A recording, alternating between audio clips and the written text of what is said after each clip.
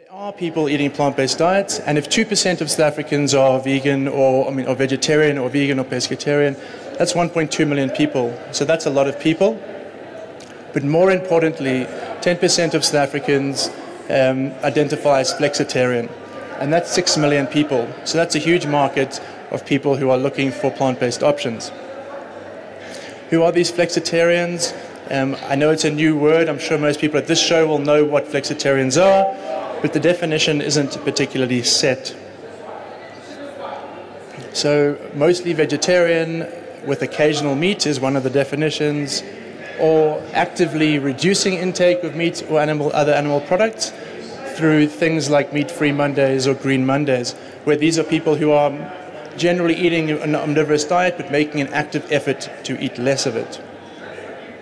And then the demographics, again, the studies that we've seen only really look at population level and haven't drilled down into demographics, but we can see, and I know from my previous work at Fry's, that this is basically what it looks like. Mostly women, mostly middle-aged, and these are the people who are buying these products. This doesn't necessarily say who's vegan or vegetarian, this is just who's buying the meat replacement and milk replacement products. So then the next question that we get from a lot of brands is, there's this 90% of South Africans who want to eat an omnivorous diet. Will they be buying these products at all in the future? And is this market going to be growing to the point where maybe one day most people in South Africa will be eating a plant-based diet?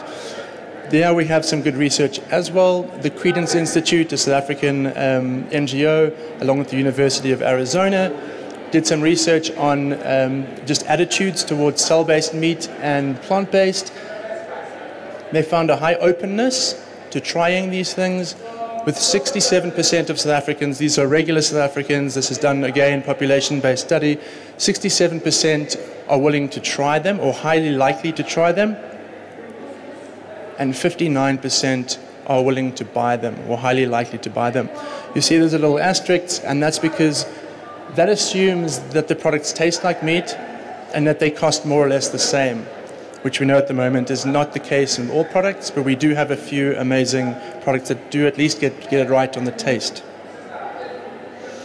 So then what's available in South Africa? What are the vegans and vegetarians and flexitarians eating in the plant-based space? So we can first look at the fast food industry, or QSRs. To look at this, last year ProVeg organized a study, plant-based friendly fast food rankings. And it wasn't a huge surprise that we found, how did we do this? We looked at all QSRs in South Africa with more than 50 branches. They had to have a full meal offering, so it couldn't just be like a coffee shop or pies. And they had to have a standard menu across the country. And we ranked them according to which ones had the most plant-based options. Wasn't a huge surprise, Kauai did very well. I've highlighted the top 5 because the drop-off after the top 5 is really big. We go from places that have some options to places that have very few. And when we look, we found that 5% of the total main meals were plant-based, 20% of the sides were plant-based, and 8.6% of the desserts. And that actually doesn't look that bad when you think that there's only 2% of vegetarians and maybe 0.1% vegans. But when we drill down, we see that 80% of the fast food chains in South Africa didn't have a single plant-based main meal, and only 3 of them had a plant-based dessert. So when we look at the QSRs, there really is a lot of opportunity for improvement. But we do see the improvement coming, and I'm sure you guys have seen the King Pie Pies. I was very excited about this. So we are seeing some great innovation. I would love to go through all of the offerings at all of the QSRs, but we obviously don't have time for that. And then we're seeing, on a smaller level, we're seeing a lot of vegan and mostly vegan restaurants popping up. I'm sure some of you will recognize some of these names. A few of them are in Joburg, Lexi's, Lekker Vegan, Kaylee's, the Vegan Chef is also here. So it's really exciting to see. And there's a bit of a fight sometimes. The vegans are saying, do we really want to have McDonald's and KFC having these plant-based options? Why don't we just support these guys? And obviously ProVeg does everything we can to support them, but when we look where the big impact is, like the work we did with Burger King, they can immediately announce that they have plant-based options in 105 stores across the country. Unfortunately, the smaller players can't do that. Then when we look at retail, when we look at meat alternatives, 10 years ago, fries was basically the only option. I went vegan about 9 years ago, and it was really hard to find anything else. Not that that was a huge problem at the time. Their products are amazing, even if I'm a little bit biased. But nowadays, when we look at the retailers, each retailer has their own range, pretty much, of plant-based foods. Checkers has Simple Truth. Woolworths has Plant Love. Pick n Pay has Live Well, that have a few products, but they have these plant-based destinations in most of their stores. And even Spar has a range of vegan products. We have some of the best meat alternative products in the world. I'm lucky enough to have gone to big expos in Berlin and London, where I get to try most of the world's leading plant-based options. And I can tell you that some of these brands are just as good as anything you can find in the world. In my opinion, don't tell fries I said this, but I think On the Green Side is probably the best chicken replacement in the world at the moment. And then when we look at what we do have, we have obviously a whole lot of different chicken replacements. We have mince replacements. We have savory sandwich slices. We even have seafood alternatives. And for the real South Africans, we even have biltong, even if we're not allowed to call it biltong anymore. And I'm sure a lot of you have been asking, where is the Beyond Meat? I don't know if you all know, it is back. You can get it at Woolworths again after a little bit of a leave of absence. So this is the world's most famous meat replacement brand, which again we do have in South Africa. When we look at milk alternatives, in 2019 we did a landscape analysis where I took it upon myself to try and taste every single milk alternative there was in South Africa. I thought it would take me, a day or two. It landed up being a month-long project where we found there were over 90 different plant-based milks available on the market in South Africa. Across soy, oat, macadamia, even quinoa, there really are a lot of different options available. So we're really, really lucky. Even if you go to some developed countries, they don't even have as many options as we do, which is amazing. And again, we have most most coffee chains. We're going to be doing a coffee ranking at some point, but most of the big ones you'll be able to get often multiple different types of plant-based milk. Then what is happening overseas? Because obviously South Africa often follows the international trends. And this is just a little picture of all of the different meat replacement brands that are available overseas, mostly America and Europe. And this is just milk and just cheese. So we can see, although we have many, there are still a lot getting developed and a lot more that hopefully will come to South Africa. And when we look at what's happening in retail, these are just a few examples of really big retailers, in this case in UK, who are going very, very excitedly adding huge numbers of plant-based options. Then when we look at the sales, here's a little stat from, I forgot the name, I didn't put the reference of the study, but 21% growth since 2020. And some people will say that's not a huge number, but when we compare it to what's happening with meat, we see things like this, where in Germany, one of the biggest meat-eating countries in the world, there's actually been a slow reduction of the amount of meat being eaten per capita. And again, Britain, very well known for milk consumption. More than a quarter of Brits aren't drinking cow's milk at all anymore, which is a huge number. Then we get asked the question, if there are these health benefits and there are these environmental benefits and obviously ethical, and we have these products around, why aren't more people jumping on board? So what are some of the challenges that we're facing? Well, the first is the fact that we still make our choices for food on taste, price, and convenience. Sorry, this is driving me crazy, but this is what happens when you go from Google to Microsoft. And when we look at taste, I think we have it in some products.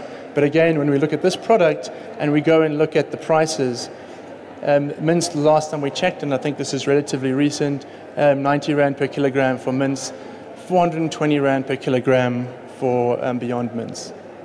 You can see just on the graph, you can see how big the disparity is. Same with Polony, same with Vienna's. The next challenge, so just on that, price is a big issue. And unfortunately, it's just the reality in South Africa. Most people cannot afford these products. Then when we look at government regulations, I'm sure many of you saw last year that our government, our Department of Agriculture, is spending their time and money trying to ban the words like burger and nugget and sausage for vegetarian products on the premise that people are walking into McDonald's and accidentally buying veggie burgers thinking that they're meat burgers. So I've put it very politely under government regulation, because what this really is the meat industry trying to use the government as a tool to try and stop any of their competition. It's obviously a joke, but it's a huge problem. And what happened last year has already cost a lot of jobs. We had people who were importing products like Beyond, which was put on hold for almost a year. We've had a couple of companies go out of business. We've had a lot of companies spending literally millions of rands changing their packaging. So these things are a big problem. Negative stereotypes. So we've all seen some of the jokes. There's still a massive amount of misinformation. And then purposeful misinformation. So, you know, we see things like soy gives man boobs, and when we look at where that's coming from, a lot of the soy misinformation specifically comes from an organization called Western A Price. It's a meat lobby group in America. So we're actually seeing studies coming out. When you go and look at the quality of the studies, they're very questionable. But it is happening that we're seeing more and more of these things that come out. And then the other thing that happens is, I don't know if you all saw in the news recently, there was a raw vegan who died of malnutrition. You know, just because you're vegan doesn't mean you're eating a healthy diet. And because one person out of, you know, millions of people around the world dies, that's what makes the headlines. And then we have these campaigns. There's a hilarious campaign, because I actually think it works in our favor, for wood milk. This woman is pretending that they milk trees to get wood milk out of it, obviously just as a satire against plant-based milks. And you have things like this, nut milk is not milk. And what's funny is in many of these cases, the research shows that the result is actually more support for the plant-based movement, either because people see how ridiculous the argument is, or because, like in this case, you know, people realize there's a problem with milk. So the fact that nut milk is not milk is actually can be beneficial. Then some opportunities. Again, these were all challenges, taste, price, and convenience. But when we look specifically at convenience, we see more and more of these products available. So hopefully it'll become easier. And when we look at price, we do have products like this. I'm sure you guys have seen these on the shelves for years and years. Since I was a little kid going camping, we would eat this. Obviously the taste isn't quite there, but we're sitting with a position where we have the cheapest possible meat replacement is incredibly cheap, and then the Beyond Meat and fries are very expensive. There has to be a middle ground somewhere in there where we can get companies to make meat replacements that are affordable. And so there is this massive opportunity, and who's best to serve this? And surprisingly, who people often think that they're our enemies, but they're actually our friends, is the meat industry. So in South Africa, I personally and ProVeg has worked with a company called Feinschmecker. They make meat. That's all they do, or all they did until 2019, where they started developing goodness deli slices. And the premise is that if you currently make processed meat products, you have all the machinery, you have the cold chain, you have the distribution, you have the marketing, you have everything. So as much as some vegans don't like the idea of their food being made by meat companies, the reality is the number one way we have to get the price down is to get the meat industry involved. This is another example from Germany. In Germany, Ruggenwalder Müller, which is an over 100-year-old meat company, is now making more than 50% of their revenue from plant-based meat, and they're spending 100% of their marketing on plant-based meat. And then this one, I'm not going to say too much about, I don't have more slides, but one of the big opportunities we have is that we can see a lot of the work that's being done at the retail level and at the QSR level isn't great. So we don't have this knowledge about what should be done and what shouldn't be done. We can see a lot of companies adding new plant-based options to their menu and doing zero advertising, which is a strange thing because this is not something So specific to plant-based, you can't just add new products, not advertise them and hope that people will adopt them. And then there's also that misconception that vegans always want healthy products, which is obviously not always the case. Some people were very surprised to see how well Beyond Meat did, despite how expensive it is. But what people want, number one, is still taste. So if it tastes amazing, it's going to win. If brands are just putting more vegetables and things, it's not necessarily going to work. Then another opportunity is there's some really big gaps in the market. Oh, this is a terrible one. So I'm sure you can figure out that the biggest one is cheese. So in South Africa, we don't have all the greatest vegan cheeses. Don't tell any of the brands we work with. But the reality is, if you go to a pizza place, and there's some amazing pizza places with vegan pizzas, you can immediately see which one is the vegan one and which one is the real mozzarella. So that is probably the biggest challenge around the world, specifically for veganism, because a lot of people are happy to give up meat, but they just can't give up their cheese. And then the other ones that the research, this was ProVeg research done in Europe, and then done here as well. Baked goods and chocolate was pretty big, and then ready meals, which we are seeing more and more of. Then the other one is new ingredients. So when we look at what the current meat replacements are being made of, most of them are only being made of a few products, pea protein or soy protein being most of it, but we have all of these other plant-based products that have a lot of protein in them that we can use, that are being experimented with, many of which might turn out to be cheaper. Again, there's a really big push to eat more beans, not just the few that we are eating. Then, government this, if you could read the whole thing, it says response to government regulations. So one of the positive things that came out of last year's attempted burger ban is that we did have a unification of the plant-based movement. So shortly after the ban was announced, or the regulations were announced, ProVeg got together, I think it was 52 stakeholders in the plant-based space in South Africa, to sign a letter to talk to the government. Unfortunately, that didn't work, and that's why legal action was eventually taken by the Consumer Goods Council. But what it's done is it's inspired us to start a plant-based food association. You can see in Europe and other countries, there's a Chinese one. I know there's one in Chile. They're plant-based food associations. Just like we have Poultry SA or the Red Meat Board or the Processed Meat Association, in the next few months we will have a plant-based association for South Africa. And then government support. Obviously, we're not getting a lot of government support at the moment, but if we look around the world, governments are starting to support these initiatives. And in South Africa, we do actually have some. So MycoSure, they're a new mycelium company that's getting money from CSIR. And Mzansi Meat, not really plant-based, but lab-grown meat, so meat's grown without actually having to farm animals. They're getting money from the Small Business Development Fund. And then, the funding is there. The ProVeg Incubator, if anyone knows any startups who want to get funding and advice and really learn how to compete at a global scale, we've had 90 startups come through and we've raised over 300 million euros. So obviously in rands, that's a huge number. So if you guys do know people, please get them to apply for the incubator. It's very easy to find online. And there's just a graph of venture capital spend in America. You can see a lot of people think that veganism has been around for a long time, and it has. The ideas have been around for thousands of years, but the spend on the food has only been around for the last 10 years. Again, last year, this is publicly traded or deals that were made public. The plant-based industry raised 1.2 billion.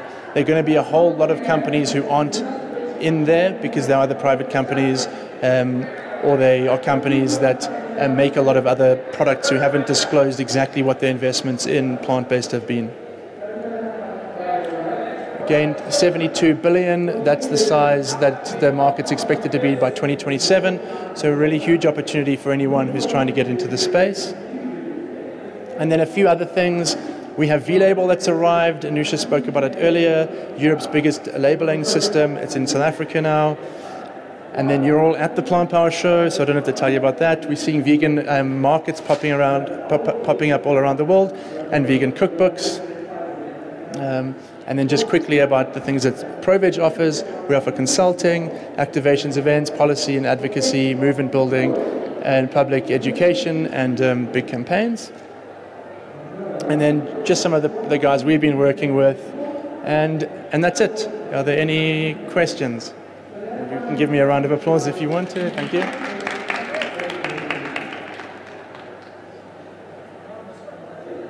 Any questions? Yeah. Is there a roaming mic?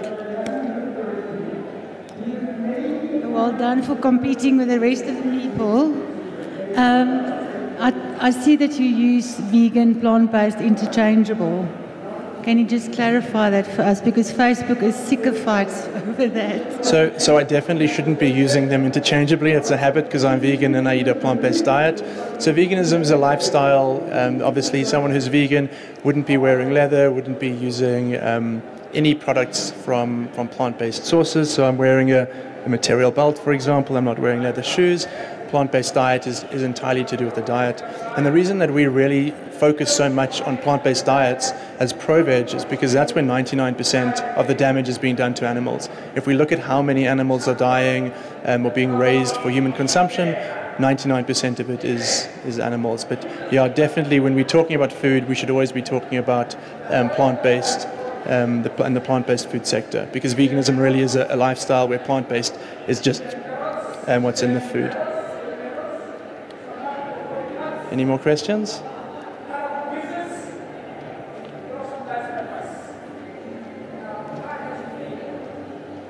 Hi everyone.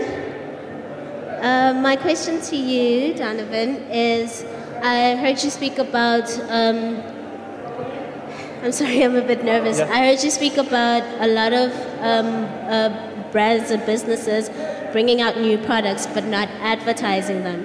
So how do you suggest, or what do you think is the best way where content creators, for example, could get in touch with these different types of brands and work together to give or put the brands out there a lot more so people can know about them, and also have creators make different types of recipes that can show different people that this food is actually delicious and more versatile than people think? Yeah, that's a great question. So I think the first thing is a lot of these brands seem to, and a lot of them, there's not a lot of transparency often with the very big brands, but it seems like, especially in the QSR space, they don't want to advertise because they're scared that people are going to associate their brand with veganism or plant-based diets. So think about, and one of the very good examples, I won't name them, but imagine a steakhouse actively advertising the benefits of plant-based. So they're basically saying that their core product is not great. So they don't want to do that. That being said, to answer the second half of the question, I think if you get hold of ProVeg, it's one of the best ways. So we work with a lot of brands to do marketing of their products, and one of the best ways to do that is for us to link those brands with content creators and with influencers to talk about the products. So yeah, please, you can speak to Manusha afterwards, or just email us or look us up on social media. But it's something we need more and more of. What happens often in the social media space is that the people who are loudest are often quite aggressive and often don't represent the whole movement. So we have the situation, like I said, with negative stereotypes. We need more positive people who are seeing the benefits of a plant-based diet, talking about the products that they eat. And what we can see is if we go and look on social media, if we go and track how many people are talking about plant-based food, it's mostly the vegans there. So if we know that the Flexitarians who are buying most of these products outnumber the vegans by almost 100 times, where are they? Why aren't they talking about this? And again, people are worried that if they go online and say that they had a fried sausage, that either their meat-eating friends are going to hate on them, or that the vegans are going to tell them, oh, that's not good enough because you had it with some cheese or something. So we need to create an environment where people feel inspired and excited to talk about these products.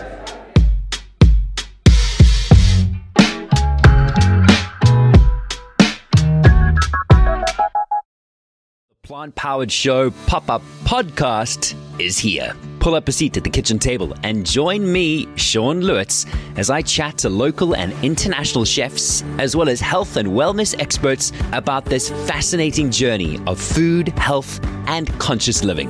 Go ahead and follow the Plant Powered Show pop-up podcast on Spotify, Google Podcasts, or Apple Podcasts right now and take us home with you as we delve deeper into the world of plant-based living.